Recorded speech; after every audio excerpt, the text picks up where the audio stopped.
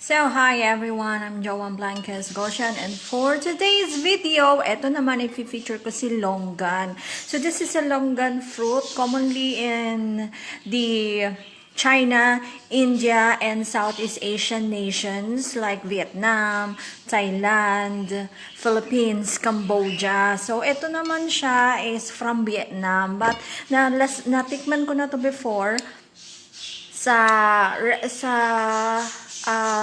Qatar, no, nag-work ako doon, na tikman ko yung longan juice sa Thailand restaurant. So, masarap siyang gawing juice actually. So, it's like grape in shape and almost kasing laki ng grapes. And eto nga, parang lychee. Kapag nakita mo yung kanyang laman is parang lychee. Tapos yung buto niya is round din na ganito kalaki. Okay, so yan si tinatawag na longan. So ganito siya.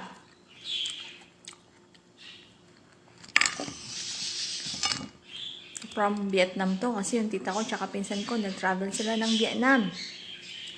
And there you go. Kung sa lasa naman, this is a high in carbohydrate, high in carbs, and low in fiber.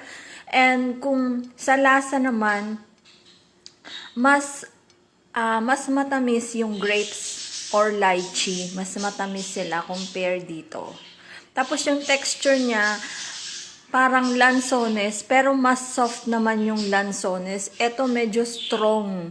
Alam niyo yung parang rambutan, parang ganon yung kanyang laman na nakadikit sa buto. So ganon, pag yung tuklapin na rambutan, it's like that.